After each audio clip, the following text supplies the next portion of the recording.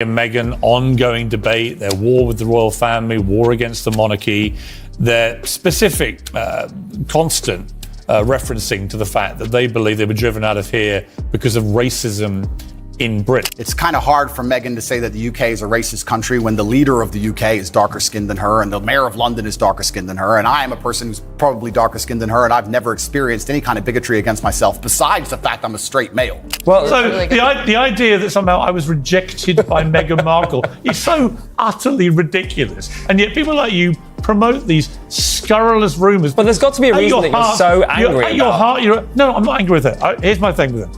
I'm angry at their hypocrisy. I'm a mixed race person, which is actually quite interesting. I want to make one more point.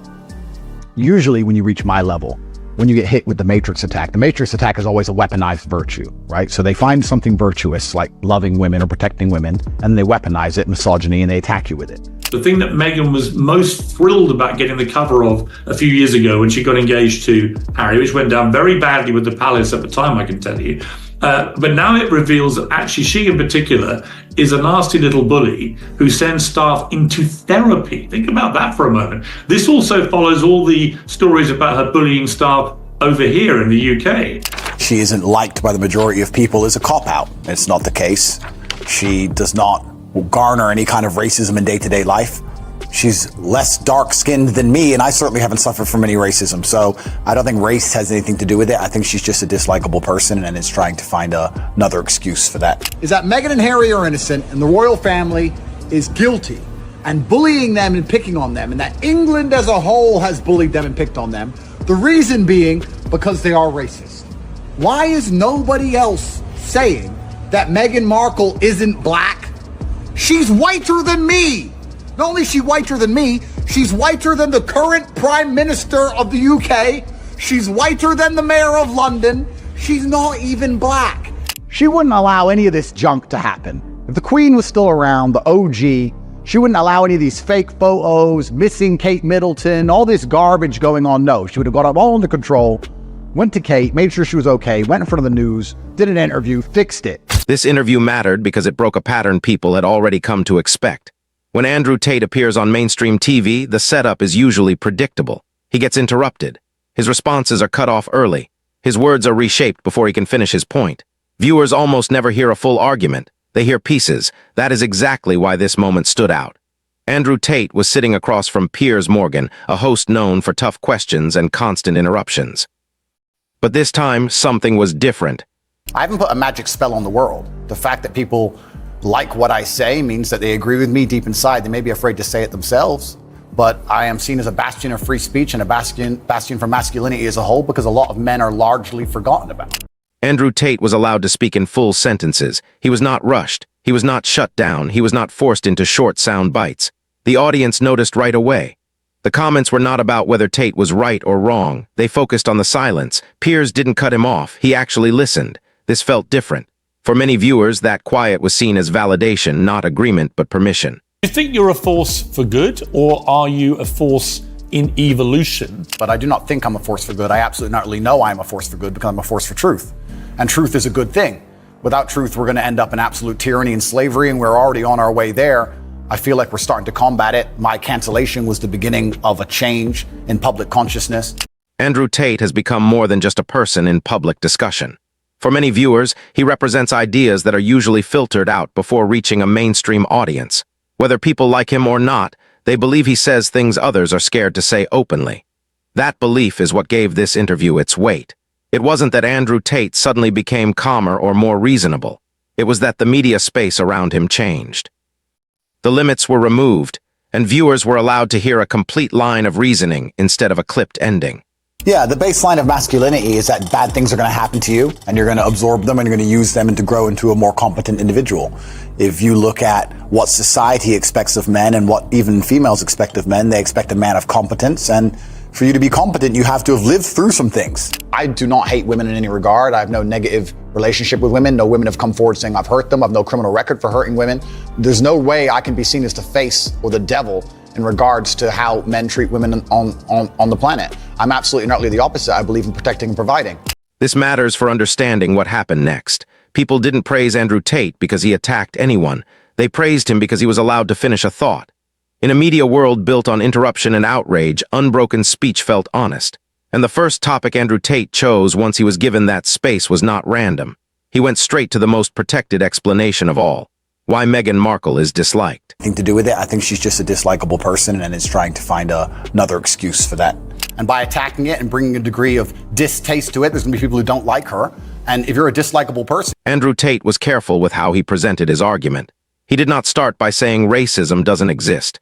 In fact, he separated those two ideas very early. He admitted that racism is real and that discrimination still happens. What he rejected was something more specific: the claim that racism explains why Meghan Markle is disliked. According to Andrew Tate, that explanation is not only wrong, it is convenient. He argued that Meghan Markle's public image changed because of how she behaved after joining the royal family. The interviews, the public comments, how private matters were handled, and the tone used when speaking about long-standing institutions. In his view, criticism followed behavior, not skin color. I'll get bigotry for that before I'll get bigotry for my skin color. I think it's just a cop-out and her not wanting to be perspicacious and self-reflective enough to understand that she has attacked an age-old institution, and there are people who are very patriotic about that institution, and by attacking it and bringing a degree of distaste to it, there's going to be people who don't like her. I'm a person of color myself, but I don't think that's why I'm inspired to speak the truth. The fact that racism is being used as a justification for the fact that she isn't liked by the majority of people is a cop-out. It's not the case. She does not garner any kind of racism in day-to-day life. Andrew Tate came back to this difference several times. He stressed that disagreeing with someone's actions is not the same as hating their identity. But in modern media culture, those two ideas are often blended on purpose. Once criticism is labeled racist, Andrew Tate said, the discussion ends. No one asks follow-up questions. No one looks at choices. The label itself becomes the answer. This point connected strongly with viewers, and the comments show it. Many people wrote that they feel this tactic is used far beyond this case. They believe certain words now work as conversation stoppers. Say the word and the debate ends. She's had racism on social media because it's... Who hasn't, Piers? It's a cesspool. You probably have. Well, as I said just now, I've had death threats on social media and no one seemed to care very much. Yeah. Well, somebody was racist. Yeah, and airing dirty laundry is never going to be respected by the populace. And being a tattletale is never going to be respected by the populace. And I think the problem with the modern world we're living in is a lot of age-old traditions are being destroyed in real time. It doesn't matter what the tradition is. Most of them are being eroded.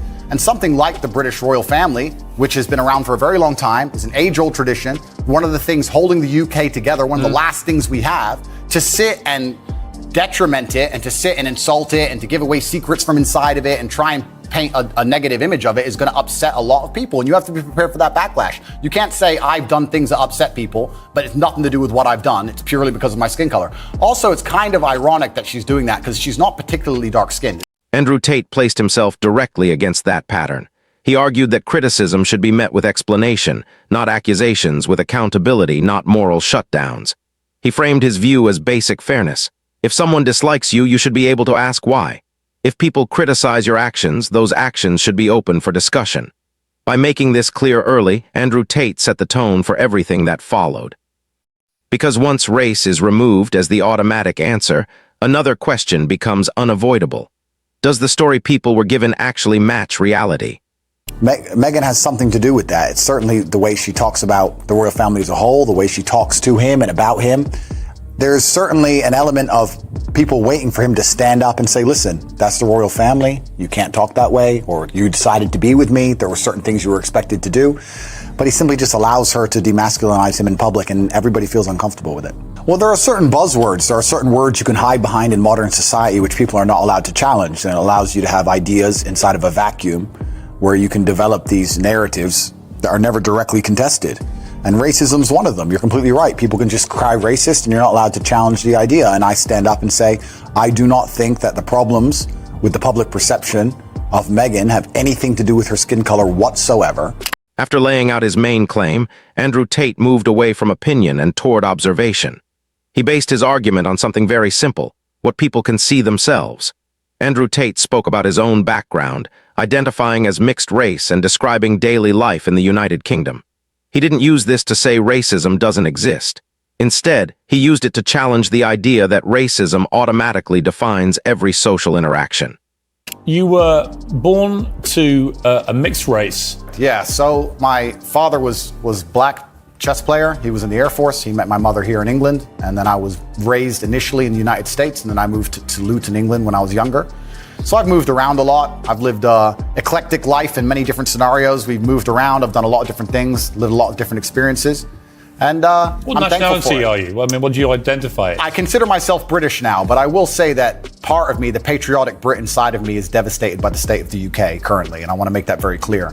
The patriotic Brit in me truly loves this country, and seeing what's happening to it, especially to our major cities, is almost heartbreaking to watch in real time. From there, Andrew Tate widened the view. He pointed to visible positions of power.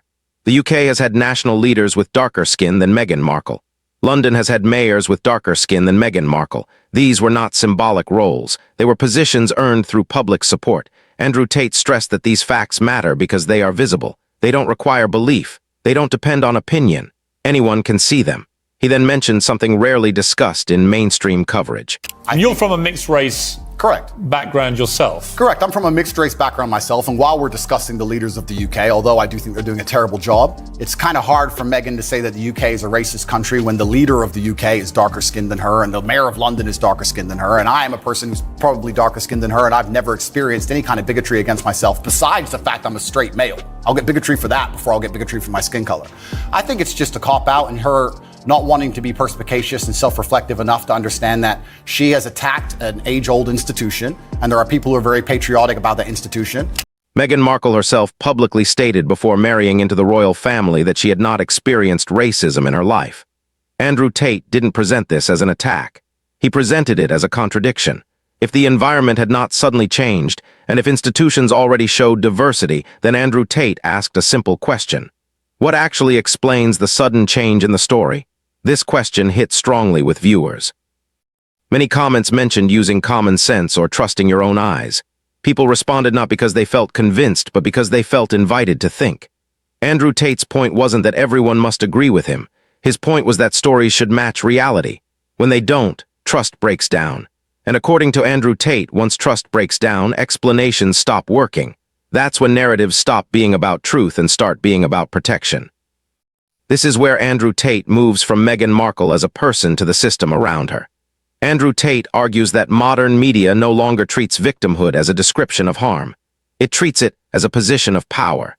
In today's media world, being framed as a victim brings automatic credibility and protection.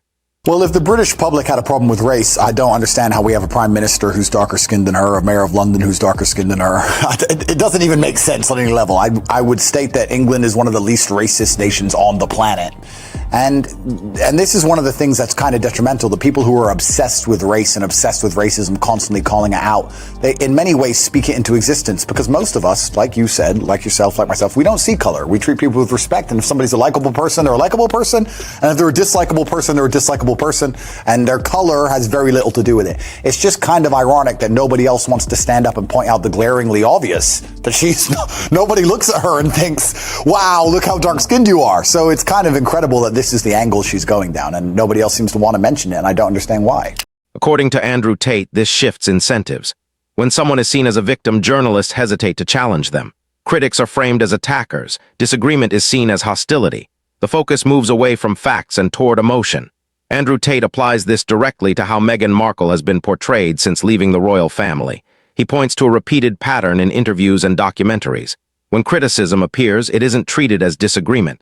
It's reframed as prejudice. When backlash grows, it isn't examined. It's explained away. Andrew Tate argues this framing works because it can't lose. Support confirms the story. Criticism also confirms the story.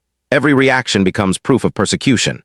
This idea connected strongly with viewers. Many comments mentioned playing the race card or victim role not as insults, but as frustration with what they see as an unchallengeable narrative. But Andrew Tate goes further. He says this approach does more than protect one image. It damages public trust. When serious claims are made without clear examples, people become cynical. They start doubting claims that deserve serious attention. Andrew Tate believes this ultimately harms people who face real racism without media platforms or brand deals. Their experiences become harder to separate from stories designed for sympathy and influence. For him, this is where the conversation stops being personal. It becomes cultural, and sets the stage for what he sees as the biggest consequence of all. I think that's probably inarguable. My issue with what they've both been doing is if you're going to make allegations against an institution like the royal family and the monarchy, you've got to actually provide some evidence. You can't just spray gun this thing out there and say, well, somebody was racist. The collapse of respect around Prince Harry. When Andrew Tate turns to Prince Harry, the focus shifts again. This is no longer about race or media stories. It becomes about responsibility. Andrew Tate argues that Harry didn't lose public respect because he stepped away from royal duties. Many people understood that choice. What hurt Harry's image, according to Tate, was the lack of boundaries. Again and again, Andrew Tate points to the same pattern. Private family matters were shared publicly. Criticism of the royal family continued on global platforms. And through it all, Harry rarely set a firm limit. Andrew Tate doesn't frame this as a marriage problem. He frames it as a leadership problem. In his view, people weren't expecting Harry to attack anyone. That's the royal family. You can't talk that way, or you decided to be with me. There were certain things you were expected to do. But he simply just allows her to demasculinize him in public, and everybody feels uncomfortable with it. They expected him to protect something, his family, his institution, or at least his own authority. This is where Andrew Tate brings masculinity into the discussion. He defines masculinity in practical terms. The ability to handle pressure, endure discomfort, and take responsibility without turning hardship into grievance. When that quality fades in public, respect fades with it. The comment section shows this reaction clearly. Many viewers used similar language, even from different backgrounds. Weak, emasculated, lost respect. These weren't meant as insults. They were expressions of disappointment. Andrew Tate argues that Harry became symbolic, not just a royal in conflict, but a visible sign of a wider cultural shift where authority is given up instead of defended. I mean, look, watch her sit and say, yeah, I think the truth is, I don't know what... Look, you can say that, I can't. The reality of it is, I just don't know what the specifics of the racism she says she's had, because we've not seen any evidence. The universe is a funny place, Piers. If you're looking for something, you're going to find it. Once that shift becomes visible, Tate believes the backlash stops being about personal dislike. It becomes about identity, values, and expectations. From Andrew Tate's view, this is where the story moves beyond individuals and toward institutions, media silence, and why so few people are willing to say these things openly. While public respect was collapsing, something else was quietly changing behind the scenes. Vanity Fair. What made the Vanity Fair article different wasn't the criticism itself. It was the source. For years, criticism of Meghan was dismissed as tabloid noise, online trolls, or bitter outsiders. News continues this time in Vanity Fair, where their disastrous time with Spotify is absolutely fully exposed, including Meghan's continued horrific treatment of staff, their inability to come up with ideas, their utter failures on multiple levels, and how the Montecito residents have come to see their most famous residents as absolute villains. And this could not come at a worse time for them. It sounds like Vanity Fair had set this up for the 5-year anniversary of Megxit, but considering everything that's happened with California, them being labeled disaster tourists, the disastrous reception of Meghan Markle's trailer, the onslaught of negative press. But Vanity Fair was never part of that group. It was one of the outlets that once helped build her image. It gave her legitimacy, status, cultural approval. That's why the shift mattered. Vanity Fair didn't frame Meghan as misunderstood. It didn't frame her as unlucky. It didn't frame her as a victim of circumstance. Instead, it described a pattern. Difficult behavior, high staff turnover, burned-out professionals, failed projects, and unmet expectations. Viewers noticed this immediately. The comments make it clear. New details about Meghan Markle's diva behavior from her original Vanity Fair cover shoot. Meghan? Difficult? Look, I want to talk to you about the royals. Vanity Fair has published a major article reflecting on the 5 years since Harry and Meghan stepped down from their senior roles in the British royal family. The article was scathing. When a magazine like Vanity Fair changes its tone, people don't see gossip. They see permission. Permission for insiders to speak. Permission for others to stop pretending everything is fine. That's why figures like Meghan Kelly and Piers Morgan suddenly sound less harsh and more early. Vanity Fair has turned on them, Piers. Vanity Fair with a hit piece on her in particular, writing all about how she's a diva, which some of us have known and have been talking about, and how people can't handle working for her, how, I want to get the quote. Let's see.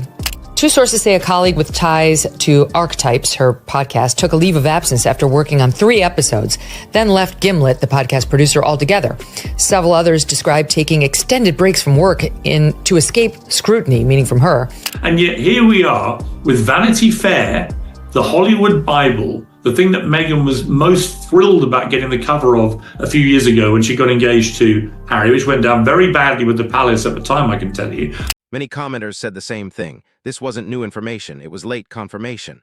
The Spotify collapse, the lack of steady output, reports of people leaving projects exhausted. These details didn't surprise the audience. They matched what people already felt. Vanity Fair didn't start the fire. It acknowledged the smoke filling the room for years. Once that door opened, something else followed. Not outrage, but fatigue. A growing feeling that the problem wasn't bad luck anymore. It was repetition. The British people about poverty. I mean, you couldn't make it up.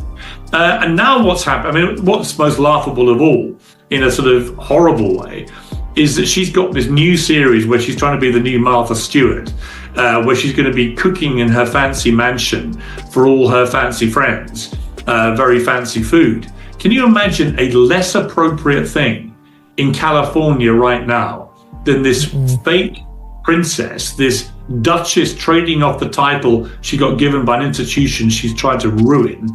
The comments under these videos reveal something important. People are no longer debating whether Meghan and Harry are right or wrong. They're asking a different question. Why does this keep failing? Again and again, commenters point to the same issues. Control, image obsession, inconsistency, big promises with little follow-through. Many say everything feels staged, managed, and emotionally distant. Others focus on Harry not as a victim, but as an enabler.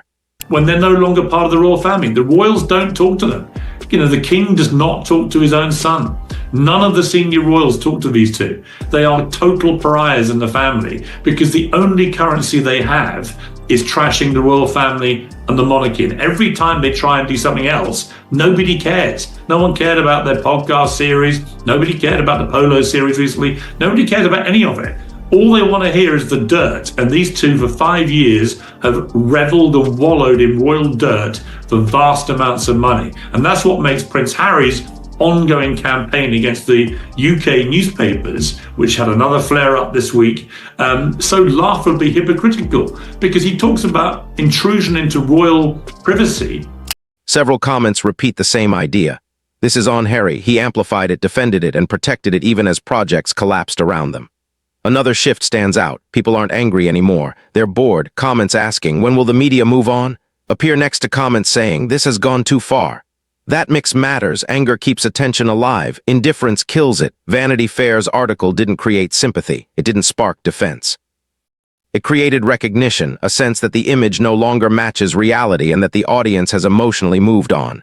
This is the most damaging stage for any public figure. Not scandal, not backlash, but loss of credibility. The comments suggest something else too. People don't feel fooled anymore. They feel done. That's where this story now sits, not at peak controversy, but near irrelevance. And that's a much harder place to escape. If you enjoyed this video, please subscribe to FameX and check the description. We've added some great holiday discounts you might want to see.